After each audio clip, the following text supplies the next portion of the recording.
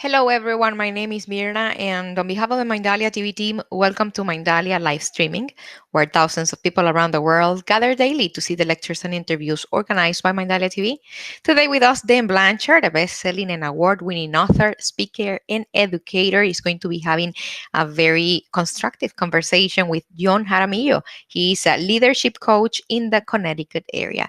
Before starting with them, we want to remind you that Mindalia's mission is to share information that can help raise the level of consciousness around the world, and you can help us by subscribing to our channel, leaving us a positive comment on this video, or sharing it with someone that you know that is going to benefit of the content that we're going to be talking here today. Also, while live streaming, we have the active chat, the screen you're going to see on my side or under the video in case that you're following us from a smartphone, and through there you can interact with us and enter your questions. We also want you to know that you can collaborate with Mindalia with your own valuable content, and you can do it by going to our website. You're going to find on the top a link that says Collaborate with Mindalia. That link takes you to a form that you can fill out. So our technical team will be able to get in contact with you. You can collaborate with Mindalia in English through Mindalia TV English, but you can also do it in Spanish through Mindalia Televisión and Portuguese through Mindalia Televisao. Visit our different platforms and channels. Subscribe, of course, leave us a positive comment, like our videos, and also you can go to our Facebook pages and Instagram accounts. Doing that, you are not only helping us reach as much people in the planet as possible, but you also keep yourself updated with the amazing information that we share there on a daily basis.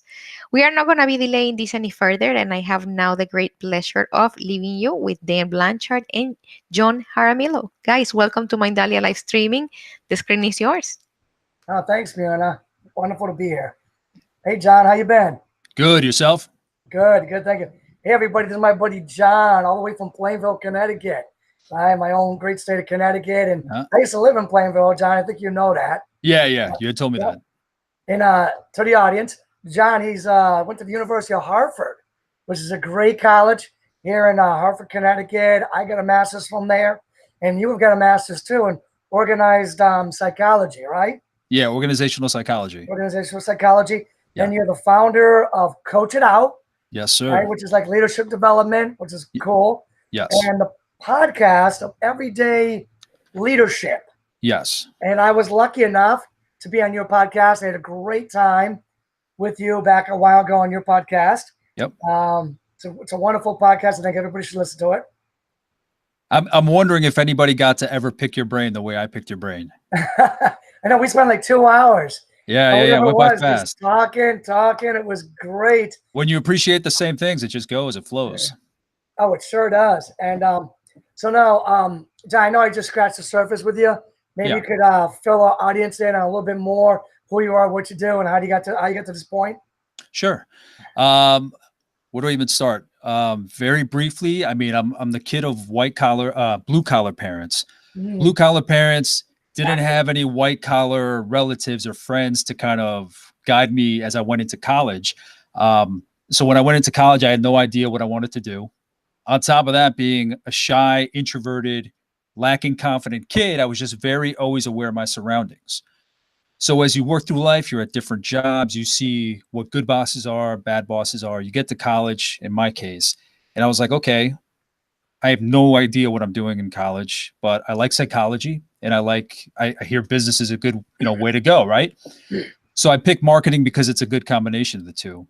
But fast forward, a couple years, maybe 15 years later, I realized that there was a sector called organizational psychology, which is psychology of the workplace, working with leaders, working with groups, formulating plans, getting them to their best. So I did that. And then between that master's and my MBA, between those two, people started asking me what organizational psychology was. And it was friends, and they would ask me for advice and tips and sit down. Can we sit down? Sooner or later, it was just word of mouth, and I was able to build a business out of it, from which I now coach leaders, write blog posts, produce the podcast, which you were on with me, and which I appreciate so much. But the gist of my work is upper level management. And for me, leadership coaching, that doesn't necessarily have anything to do with only leaders, dealing with leaders. I think it's traits that everybody has, but everybody has to find. They're very dormant. Yep. We have to refine them. So even though I do work with upper level management, I also work with mid level management, as well as coaching high school and high school students. And what's interesting is the language of leadership is the same no matter what the age or what the workplace is. The general lessons. The specifics change, but not the general lessons. So that's why I can apply it up and down that scale, from the high school kid who doesn't know what he wants to do and doesn't know his or her worth, to the executive that has been in the game in a while, but they just want to refine who they are. You know, it's interesting because that's like quite a range to be able to go from, let's say, high school kids that haven't experienced much of life yet, and to jump into like as far up as like upper management. That's amazing you do that. But something you said earlier really stuck out to me. You said that you were always aware of your surroundings. So you got like this whole power of observation thing going on. Yeah. I got to say, I don't know if I was ever good at that, but I know the people that are good at that. They're special people. This whole power of observation, really aware of your surroundings, aware of what other people are doing, aware of what other people need. Yeah. I mean, is that something you worked on, or did you just kind of like always have that? You stumble upon it? I was just always like that. As a kid, I was just shy, introverted, lacked confidence. And they're very different things. I don't have time to go into it now, but people should look up what that difference is between being shy, introverted, and lacking confidence. To me, they're completely different things. But it was just this trifecta of traits to have. So because of those things, I was just very, quiet, kept to myself. I had good friends, but was more observant than most people. So I just pay attention to my surroundings very much. So it makes sense that I would fall into a field like that, because it is a field of observation. It is a field of looking around. Like I can go into a workplace, watch people work, and just see the subtle nuances that they have, little behaviors, little cues, inability to speak up about themselves after you've known them for a while and you know that there's a lot there to offer. So it wasn't anything that I sharpened, that I studied. It was something that I pulled from my background, took the education of the masters that I pursued, and then parlayed into the leadership coaching that I do today. Yeah. I can tell you, it sounds, John, like you're a lot like my wife in some ways. Mm-hmm. She's quiet, a little shy, a little reserved. Yeah. She notices everything. She's always saying to me, "Did you hear that? Did you see that?" And I'm always going, "What? What?" Exactly. You can't, when you have this thing, you can't shut it off. You cannot shut it off. I've always been the overthinker, over analytic, like used to be, paralysis through over analysis. But it is like, it's not like a superhero trait, but it is like this spidey sense. You just sense things in the environment where, I've been with people in relationships where they just didn't notice that thing, or I'd point something out and somebody was like, "No, I didn't see that."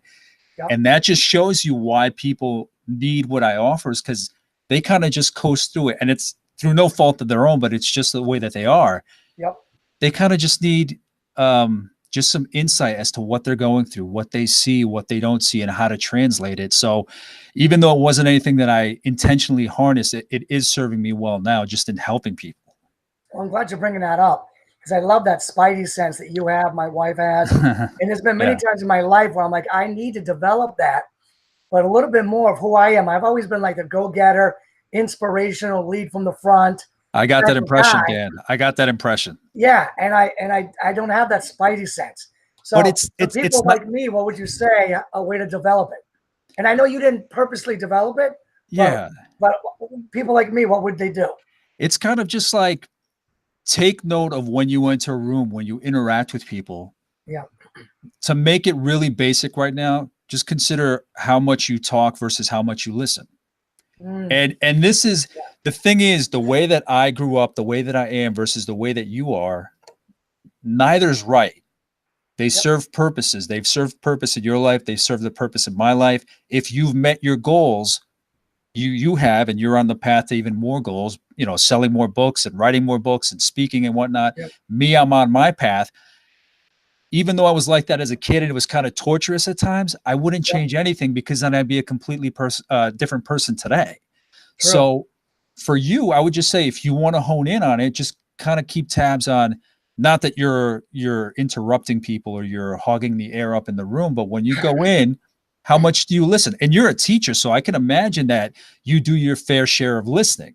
So as a basic exercise, it's kind of like think about how much you speak versus how much you listen, and then see as you listen, are you taking in more information that you wouldn't have in the past? Find the value in that, and whether you want or not, tweak your behaviors just to listen a little more and speak to people differently. Everybody's just so different, but I would just say maybe just pay attention to how much you take in, how much you listen. Yeah. It's very innate, nature versus nurture. I mean, it's very innate to me, but I would just say for someone like you that you say you charge from the front, think about that, how much you listen, how much more you can listen, because I'm assuming as a teacher you do your fair share of listening. I'm assuming I must, and I'm still married, so I guess I do okay there too, listening. Good job, Dan. Yes. Kudos to that. Kudos Yeah, to kudos, definitely kudos to that. But this Yeah. whole conversation we're having, John, right now, totally reminds me of how, like, you should never judge people. You know what I'm saying? Somebody's different than you, and that's good. Yeah. I mean, you can learn from them, they can learn from you, and the whole like teaming aspect, like you can actually team up with like people that are so different than you, and that diversity can actually complement. Oh yeah. Like both of you, the synergy. Yeah. Of it. I've seen that at play in my own life. Some of my best friends, one of my best friends from the past was very outspoken, very extroverted, complete opposite of where I was at the time. But somewhere in there, we found common ground to really become good friends. And you made a good point about the diversity, how you can complement each other if you come from different backgrounds. And with conversations about mental health in the last couple of years really picking up steam, and in my own coaching work, I noticed that people don't really communicate with each other. They may say they have an issue with, it may come up in leadership coaching with a spouse or a partner or somebody at work, and people really don't know how to communicate. People really don't know. It sounds like common sense. Yeah, of course, people don't know how to communicate, but deep down inside, people really don't know how to get to know one another. And we're just all so different. We have communication types, learning types, personality types. You can't even get into it now because each person is just built so much differently. But you are right that when somebody like me is friends with somebody like you, we're going to show each other parts of our own world, and I'm much more vocal now than I was in high school or college. But even I could say, Dan, chill out for a sec, listen to this. And you could tell me, John, let's go. Yeah. Everybody's personality is valuable. People need to realize that. What's tough about high school kids and younger kids is that they don't know that until they go out in life and see the value of what they live. And that just stood out when you told me, when you talked about this issue, how people might be lost when they're young. They don't know where they fit, and it's a long journey. So that's always something that stands out in my mind. Even though mine isn't really related to mental health, it's how much you feel connected to the world around you. So that's a tricky landscape to navigate. No doubt. And I think that like our kids today, I think they can fit pretty much almost anywhere. They just push aside their biases, their prejudgments. You know what I'm saying? Don't judge others. Don't be aware of your biases. Get through it. And you can fit in with somebody. One of the things I loved about when I was growing up is, I was a hard charge and lead from the front type of guy. But depending where I was, like the kids in my neighborhood were very, very different than the athletes on my teams. And the athletes on my teams and the kids in my neighborhood were very different than the kids in my homeroom, who were the kids by my locker. So, I loved like bouncing around from one group to another, another to another. And it saddens me today when I see kids, they think they got to stay in one group. Like they got to be a jock, or they got to be a smart kid, or they got to be a skateboarder, a prep, and it's just like this. The world is so much more flavorful. Yes. No, it's the perfect word for it. That's a perfect word for it. I thought about that recently. Maybe I heard something on the radio that triggered it. But in high school, I didn't fit in with any particular crowd, and I had friends in each group. There is a value to that, and maybe that is innate to you, where I couldn't find a group that I related to 100%. And I don't know what school looks like now. I don't know if it's still like that, where you have the jocks and the musicians and is it still like that? I don't know what the landscape is like now. Mm-hmm. It definitely is similar. But I know now as an adult, I still do the same thing. I Yeah. kind of bounce around in between a lot of different groups, and to me, it's something I always did. Yeah. So, There's just so much to learn from different people.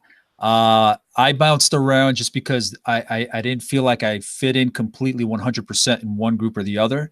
I found it very interesting to talk to different people. And again, I saw it very much as something playing out in front of me. So I was watching things play out. So it's not like I could jump in to any given situation. And I've continued like that. And I still find it valuable to talk to people from different backgrounds, beliefs, you name it. I mean, there's value in knowing what you don't know. There's yeah, value in looking at things, the world from a different perspective, a different angle. I wish I knew it earlier, but like we said before, you have to wait your turn to have everything just click when you're walking through life and your career yeah. and education, everything.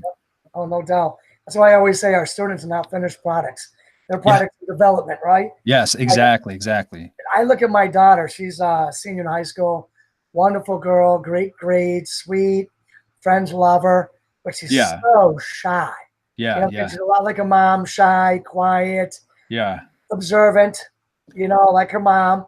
And so when I want her to break a little bit out of that shell and be more at ease with like who she is, with taking a lead and doing yeah, these great things. I mean, how did you do it? How did you go, John, from being that quiet guy that was kind of watching everybody, kind of taking everything in, to saying, yeah, now I'm stepping up to my own platform. You got like the yeah, coaching thing. yeah. That's gutsy to jump into being a coach.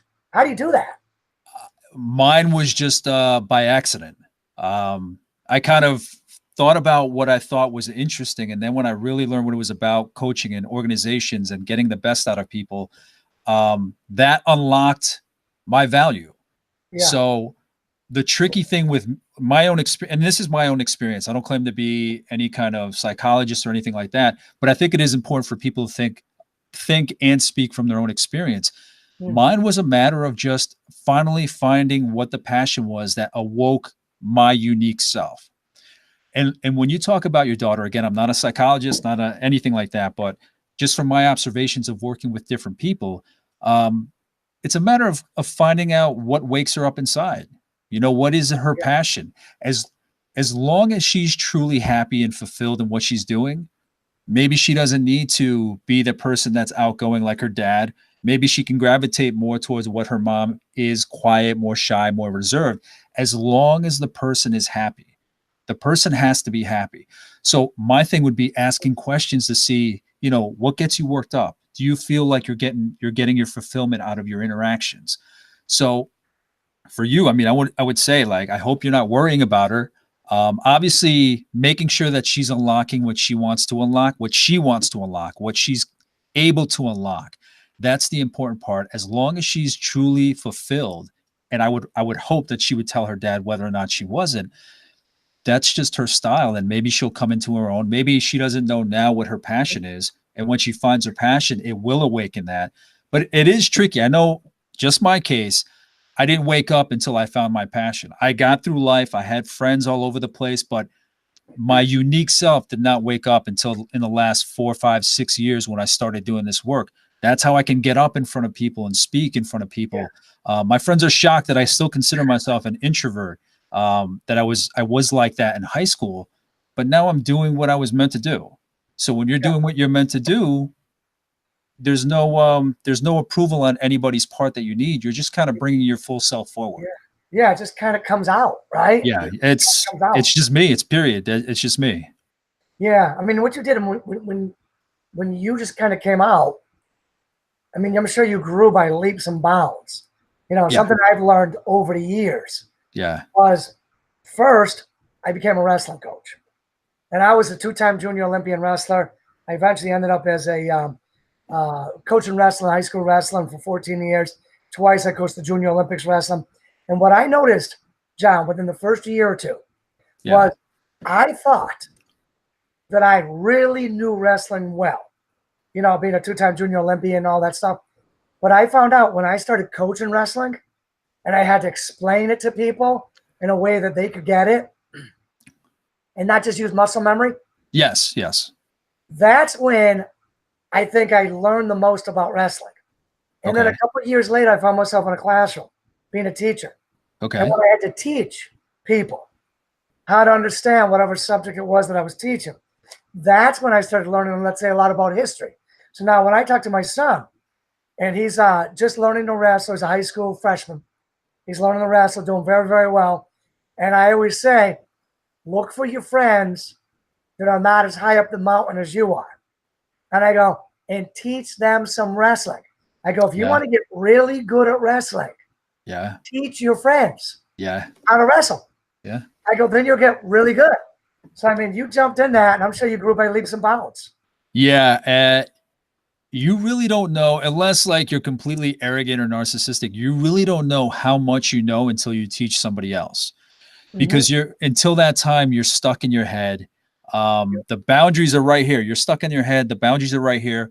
When you explain it to someone else, you have to kind of sell it to them. This is why it's valuable. You have to outline it. These are the specifics. When I've dealt with clients, the issues that they had, I said, I don't provide a magic pill. All I do is ask a lot of questions, provide some options of ways to think about things.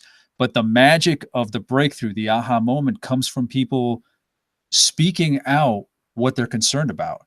It's almost as if when they're talking about it, then they kind of realize what they have to do. Somebody's standing in front of them or sitting in front of them, keeping them accountable. But as soon as they speak out or say something that is inside them, that's when it really locks in step as to what they're trying to learn. So your son, you tell him, teach somebody. When you speak it and you get that energy out of you, that's when things really click. It's like you have to see it in front of you. You can't just keep it up here. You have to act it out, demonstrate it for somebody, write it for somebody, share it. Like you said, always share the knowledge that you have. And the more you do that, the more comfort you feel in it, and the more even more information and knowledge opens up. It's I think you said it, like success begets success, confidence begets confidence. It's just a perpetual cycle that develops and grows the more that you explain who you are, explain what you know, and share that with others. So I guess the goodness really does make the world go round. When you're sharing, you're learning, you're helping someone, maybe they're helping someone, maybe they come back, then maybe they help you. Yes. You know what I'm saying? And the sharing, I think, goes side by side with leadership. Yeah, I mean, people are built differently. Like I said before, I want to know what my legacy is going to be, and I'm going to try to contribute to it as much as I can by helping people see how good they are. Because the thing that kills me the most from a personal side when it comes to leadership coaching is people not realizing how good they are. They don't have just knowing, like they don't consider things from their past that they can utilize. Not even the business standpoint. The businesses will grow from that realization on the client's part. But it kills me when people do not understand how good they are or how good they can be. So I try to make sure that they realize what they're capable of, consider where they are, and then it's up to them whether they want to grow and develop forward, stay where they are, or go somewhere else. But that's the biggest frustration, and that's what pushed me into this is people not knowing how good they are. Yeah, no doubt. I mean, everybody has potential. So you get somebody out there, let's say they're watching this show, John, they're listening to you, watching you, and they're like, you know what? I can relate to John, and I think that maybe I got something to offer. I would share, like maybe I could be a coach. I mean, how do you go about doing that? There's a couple different ways. I mean, the way that I like to think about it is there's like the educational standpoint where I went into educational psychology as a master's. The MBA helps me speak to the people that I coach when it comes to business aspects, because it's a mix of personality and the work that they need to do. So there's education. The second one is certifications. There's different certifications that you can go after through various organizations, so you can get certified without necessarily having that educational background. And then third, there are people that are just very much specialists in their fields that when they retire or they're not close to retirement, but they're like, you know what, I want to work for myself. And they go out and coach people specifically in their field or at their level of management, because there's so many lessons that are transferable from one organization to another, even if it's in a different organization. So it's either you can get as much education specifically in the field that you want, The certification, obviously, that's powerful. That's a second option. And then the other one that I've seen again is people leaving their positions, and then there's such highly specialized people in their field that they go and help others kind of achieve the same results. Cool. That's great advice. Yeah. And then eventually you went over and you started like a podcast. And what was that journey like? Again, very, very weird because I'm somebody that I've never done stuff like this. Like even with you right now on this this chat that we're having, I don't do stuff like this, right? Yeah. But because it's stuff that I love doing, talking about leadership, I'm in a zone right now. Yeah. I'm flowing right now, honestly. Yeah. So the podcast was it was so people could hear my voice. It was so people could see how passionate I am about leadership coaching. I didn't want to just set up a website and say, these are my services, this is my blog. I actually wanted them to hear my voice and the passion that I have for leadership. So, research how to get a podcast started. I got one that reviews books that would provide insight on leadership. I have one that just covers different blog posts that I've done to provide an actual voice. And then I have one that covers the Self 60, which is a list of 60 items, quick tips. And you had seen the list when you sat down with me for my podcast. Just 3 or 4 word tips that tell students keep these things in mind when you go into the workplace. So, like monitor your tolerations, what you tolerate, practice the golden rule, help others succeed. Very quick tips. So I have an episode for each one. And then the one that you sat down with me for, the Coach It Out with Everyday Leaders, where I want to pick people that are doing the thing that they were meant to do. And you see that all the time. You hear about it all the time. You read about it all the time. But I want to get to what it is that drove my guest to where they are. The same way you asked me, what is it that got you to where you are? Too often you don't hear the story of, I grew up in a difficult neighborhood, in a difficult childhood, or I grew up as an introvert, not confident, shy. You don't get to see that evolution. And I think if you tell those stories, people will say, you know what, just because I was shy, introverted, not confident as a kid, maybe I didn't see a good message along the way, but this guy, this bald guy on my screen seems to be doing fine. And I share some traits with him from when he was growing up. Let me look into it and see how I can open up. Or someone like your story. So I think hearing people's stories, not just the successes we see today or what they're up to, but where they came from, the ups and downs that they went to, what lessons did they take away? That's one of my favorites to do. I do it because I want to share the information with my audience, but at the same time, it is a bit selfish because I always like to see what drove somebody to be where they are today, doing what they do today. Well, I think that's very wise, John. I mean, too many people too often think that when you look at somebody who's achieving something, they think they were always like that. And the thing is, they weren't. Maybe not even last month. Were they like that? They're different this month than they were last month. So I love your digging in to the journey. I think that's awesome. I also like the name, right? Everyday Leadership for your podcast show. Yeah. When I think of that name, I think of Everyday Leadership. It kind of seems like you're saying to people, you know what?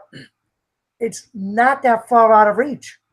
I mean, we can all do this. Yes. Like Everyday Leadership. I think that's so cool that you're like telling people that this is accessible to you. Yes. Thank you for putting it that way. Yeah, exactly. Everyday leader. I mean, it doesn't necessarily have to be somebody who is, in the newspapers, on TV, or at the height of their career, or at the height of their company. I take recommendations from people that make an impact, people that influence, people that empower others, engage others, are doing great things. But I want people to hear lessons from all your stories because you were one of them. I want people to hear small things in your stories that they can relate to, that maybe they can go back into their past, dig up, and kind of refine to see what they can use from the past to empower them going forward. So, but you're right. I mean, I've said, I don't care if they're at the bottom of the organization, the top of the organization. If you feel that they have something that would really get people hyped up about their development and just service to others, let me know because I want to sit down with them. Yeah. Well, I got to say, I had a really good time on your podcast show of Everyday Leader. It was great. I definitely, other people out there, reach out to John, you know what I'm saying? It was, I appreciate that. Time talking. No doubt about it. You had a great story, Dan. You had an amazing story. Yeah, thanks. So I know earlier we were talking about potential. Yeah. And it frustrates me just like it frustrates you when I look out there and I just see people with potential. In my case, I spend, a good part of my day with students, young Yeah. teenagers, and I see it all the time. I'm like, you can do something, you can make something of yourself, you can become somebody special, you can make a difference in this world. Yeah. And but yet they don't want to do it, or they don't believe they can do it.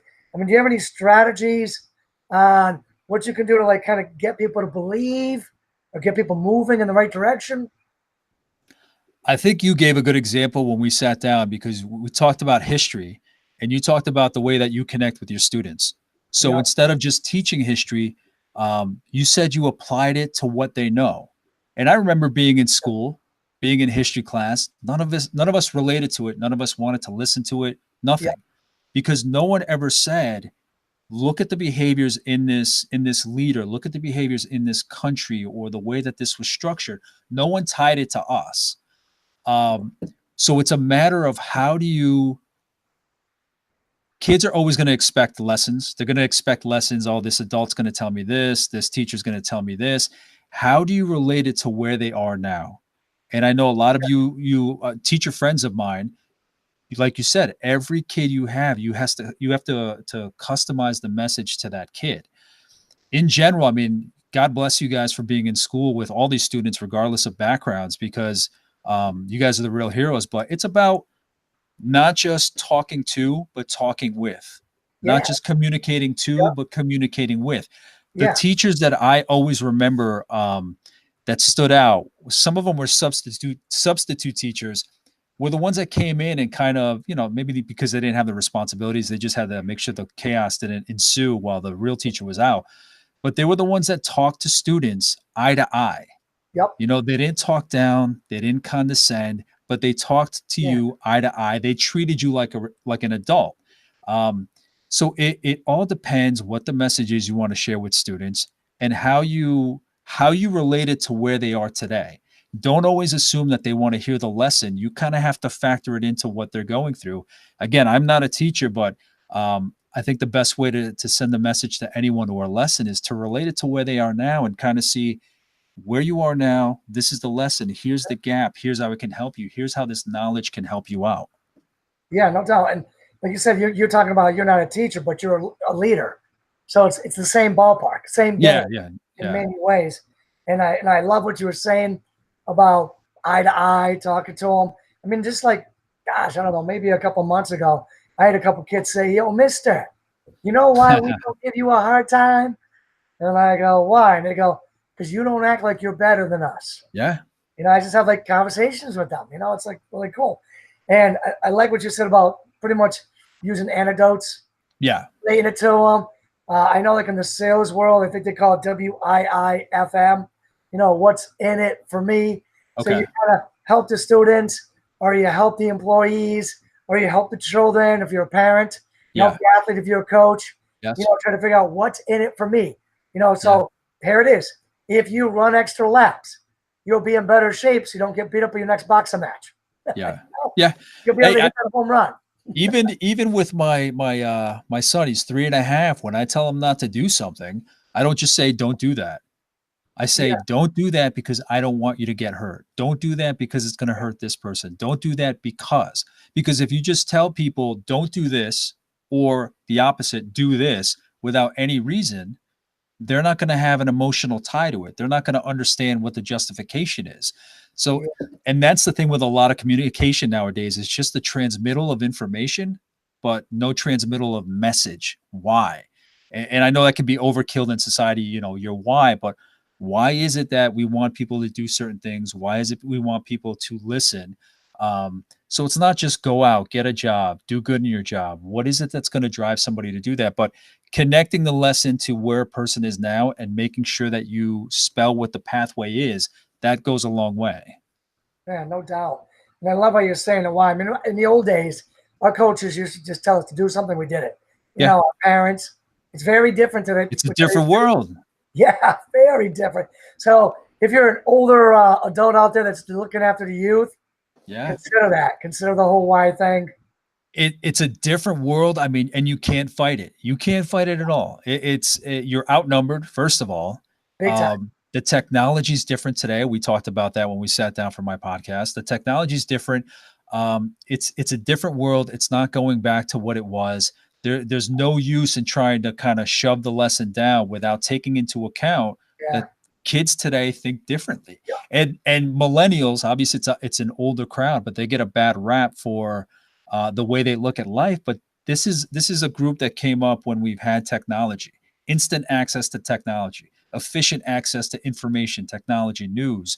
When they see something that's going to take forever or it's not efficient, it's not that they're being entitled. There may be some, Yeah. but they grew up in a different world than the rest of us did. Even me, I had to go to a library to write a research paper.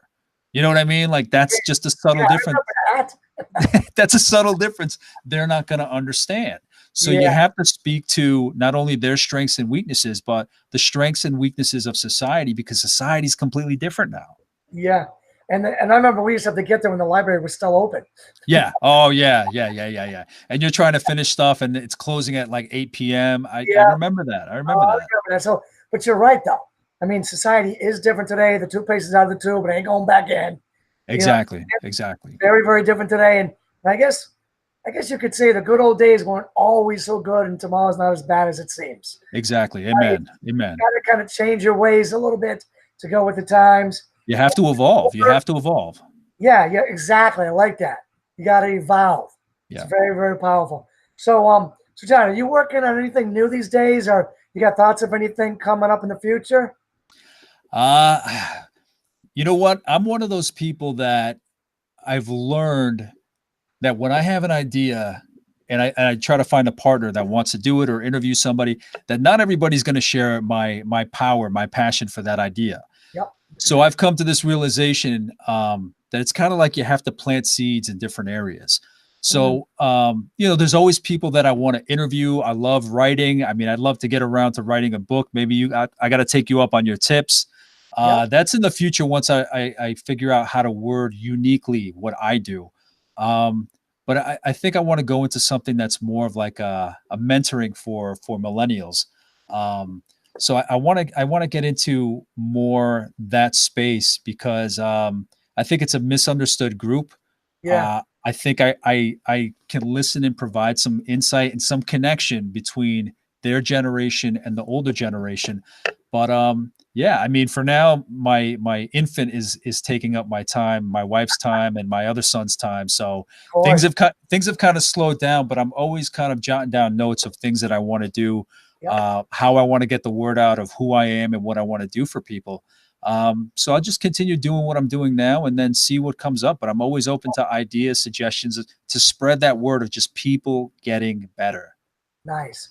I like that. Now I know Myrna's going to be coming back on pretty soon to close up the show. Okay. She'll ask you like your contact information, how people can reach you. But Okay. in closing, is there anything like that I haven't asked you yet that I probably should have, or anything else you want to share? No, I think for the time that we have now, I think you and I could talk for hours. Yeah, no You doubt. know what I mean? Like I think when you were here, we had to hit the last call button. But I appreciate being able to sit down with you. I'm always game to talk all things leadership. Like I said, you and I just don't have time because we just keep going and going and going. But um, keep that passion going. Figure out who you are, whoever's listening, whoever's watching, just get better. The tools are out there. Reach out to people around you and keep moving forward. Don't settle for what's in front of you. I love that. Just get better. Kind of goes with my candy. Remember my Yeah. never ending deliberate improvement. Just get a Yeah. little teeny bit better. A little bit better every day, right? It's the best messages are the simplest messages. You just need to show them why. That's it. Just keep going. Very cool. Thank you, John. It looks like Mirna's back. Thank you so Yes, much, guys. yeah. Thank you guys for allowing Mindalia being a channel for your ideas and for your wisdom for sharing your time with us to our audience. Also, thank you. And before leaving, John, where can our audience find you? They could go to my website, www.coachitout.com, on Instagram at coachitout_leadership, and Facebook as well at coachitout. Thank you, Mr. B. Dan Blanchard. Where can our audience find you? Man, I'm pretty much all over. Google Dan Blanchard, Daniel Blanchard, author, speaker, educator, um, danblanchard.net, granddaddy6.com, all the social media channels. Be sure to check me out on Amazon. Check out my book, The Storm, great leadership series. And if you look under Daniel Blanchard, you'll see a great academic series. And here's my latest one, How to Become More Successful with Difficult Students. Just came out last weekend. So definitely check it out. And thank you, Myrna. Thank you, gentlemen. To our audience, thank you again for being with us. And remember, don't leave without subscribing or leaving us a like or a positive comment down this video. We also want to remind you that you can collaborate with Mindalia with your own valuable content. And for that, you can go to our website. On the top, you are going to find the link. It says collaborate with Mindalia. Link is going to take you to a form that you can fill out. And you can collaborate with us in English through Mindalia TV English, but you can also do it in Spanish through Mindalia Televisión and Portuguese through Mindalia Televisao. Thank you again from our heart to yours, and until next time. Bye.